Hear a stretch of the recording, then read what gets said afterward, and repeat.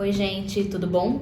Mais um vídeo aqui no nosso canal. Vocês sabem que eu gosto de falar de vários assuntos aqui, mas de saúde mental eu gosto muito de falar. A gente tá no mês de setembro, já começamos setembro, muita gente chama de setembro amarelo para falar de saúde mental, bem-estar, mas eu queria falar de um tema específico que algumas pessoas têm me pedido, já têm comentado para falar, mas que eu demorei muito para falar e agora eu acho importante. Eu demorei muito porque é um assunto muito complexo, muito difícil de ser abordado, que é a ansiedade. É um tema que não dá para falar em poucos minutos, então eu vou falar um pouco sobre a ansiedade e a relação dela com as condições sociais, econômicas que a gente vive hoje. Antes de entrar no tema, eu te digo que se você tá com algum tipo de ansiedade, angústia, que tá muito doída, procurar algum tipo de atendimento de saúde. Eu vou deixar aqui embaixo na descrição do vídeo o link do Busca Saúde. Se você mora em São Paulo, capital, o Busca Saúde é um mapa, você bota o seu endereço e vê os estabelecimentos de saúde pública perto da sua casa. Tem psicólogo em UBS, em CAPS, dá uma olhada no Busca Saúde. Ansiedade é uma palavra muito ampla, que não necessariamente quer dizer uma patologia, uma doença, um transtorno. Ansiedade também é um sentimento. A gente vive num mundo que tem uma subjetividade de que todo mundo tem que estar muito bem, uma subjetividade ultracapitalista, neoliberal, que quase que coloca o sentimento como doença. Se você vai ter uma prova amanhã, se você vai encontrar uma pessoa especial para você amanhã, é bom que você sinta um sentimento de uma tensão, de uma ansiedade. Ela pode ser uma sensação. Quer dizer que você está conectado com o mundo que você vive, com a sociedade que você vive, com a vida que você tem, que você está conseguindo acessar a realidade de uma forma boa. Então, você sentir ansiedade em situações que são tensas, que são importantes, quer dizer que você consegue acessar o tamanho das coisas que você vive. É bom. Isso é diferente quando você tem sistematicamente sensações de ansiedade, de pânico, às vezes vem com sintoma físico, falta de ar, muitas vezes descolado do seu cotidiano, descolado da experiência imediata que você está vivendo. Quando você tem algum tipo de crise diante de algum tipo de situação que você acha que não é tão grave, isso dá para classificar em um monte de transtorno, de diagnóstico, de CID. O mais comum é o TAG, transtorno de ansiedade generalizada, que tem hoje mais de 260 milhões de diagnósticos no mundo inteiro. Na verdade, não só tem muitos diagnósticos, mas tem cada vez mais. Então, é um tipo de diagnóstico médico ou de psicólogos, de psiquiatras que está crescendo. Então, muita gente está sendo diagnosticada com TAG ou com outros transtornos ansiosos do mesmo tipo. Para mim, qualquer tendência ligada à saúde mental ou mesmo à saúde física não tem a ver só com as nossas condições individuais ou com a nossa história de vida individual, com qualquer tipo de fraqueza individual. Tem a ver com a sociedade que a gente vive, com as condições que a gente vive. Não é à toa que a gente tem transtornos ansiosos sendo cada vez mais diagnosticados no momento em que o capitalismo e que as condições de trabalho são cada vez mais difíceis, em especial para a juventude. A gente está vendo um mundo do trabalho que oferece pouca possibilidade de emprego, pouca possibilidade de estabilidade no trabalho. Existe uma sobrecarga informacional, em especial nas grandes cidades. Existe uma sobrecarga sensorial nas grandes cidades.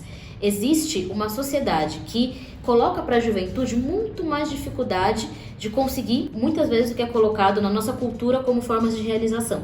Então, conseguir ter uma casa, um emprego estável, conseguir ter algum tipo de local, né, algum tipo de lugar na vida, que a gente aprende, a gente é ensinado como algum tipo de realização. Ou então a gente conseguir ter no nosso trabalho um senso de propósito. Muitos trabalhos que a gente tem são trabalhos subalternos, são trabalhos com uma sobrecarga de tempo, de horas, e são trabalhos que são muito acelerados e que você não consegue imprimir o seu propósito, a sua realidade naquele trabalho que você está fazendo. Isso é o que mais chama atenção, por exemplo, nas condições de vida da classe trabalhadora das grandes cidades, principalmente da juventude da classe trabalhadora das grandes cidades. Em São Paulo, as coisas estão sempre muito aceleradas, as pessoas têm que viver correndo, as pessoas comem no caminho e as pessoas poucas vezes conseguem ter tempo e espaço para acessar a si mesmas e acessar suas próprias sensações. Claro, não é só isso. Tem muitos fatores que têm a ver com ansiedade e é difícil a gente estabelecer um porquê. É difícil a gente prever ou culpar um único motivo de uma pessoa desenvolver, por exemplo, uma fobia ou uma TAG. É muito difícil e o mais importante é a gente entender o quanto está ligada com a realidade que a gente vive.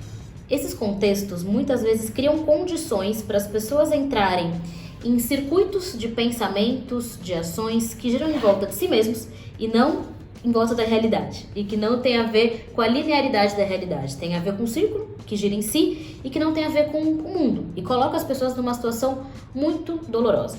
tem a ver também com evitação. A gente está num círculo que gira em volta de si mesmo e não que gira em volta da realidade, tem a ver com a gente também, de certa forma, evitar elementos que a gente quer evitar da realidade. Então eu vou fechar com duas coisas.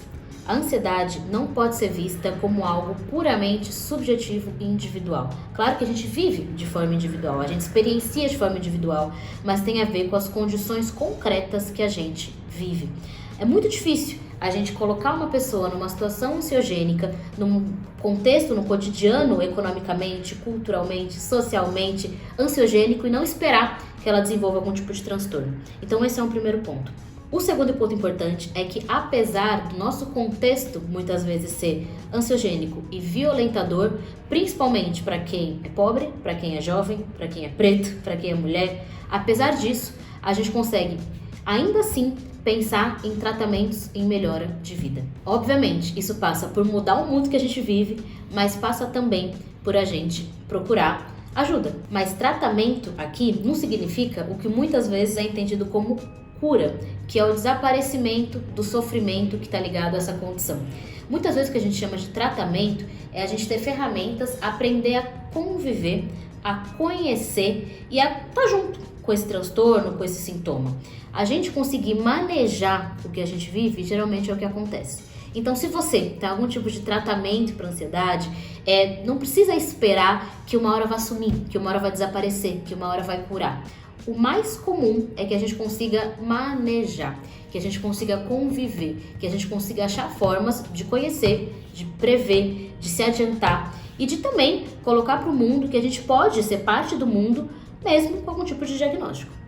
Eu vou parar esse vídeo por aqui, mas eu quero continuar falando de saúde mental. Se você tem alguma sugestão, crítica, qualquer coisa, pode deixar nos comentários. Eu quero muito debater. Ou se tiver alguma ideia do que a gente pode conversar, pode falar aqui nos comentários. Lembrando, o link do Busca Saúde, para quem é de São Paulo capital, vai estar na descrição do vídeo. E também tem diversos serviços, por exemplo, serviço escola de universidade, tem na USP, tem diversos locais que também tem atendimento ou a preço muito baixo ou gratuitos, tá bom? Comenta aqui no vídeo, ativa o sininho, valeu!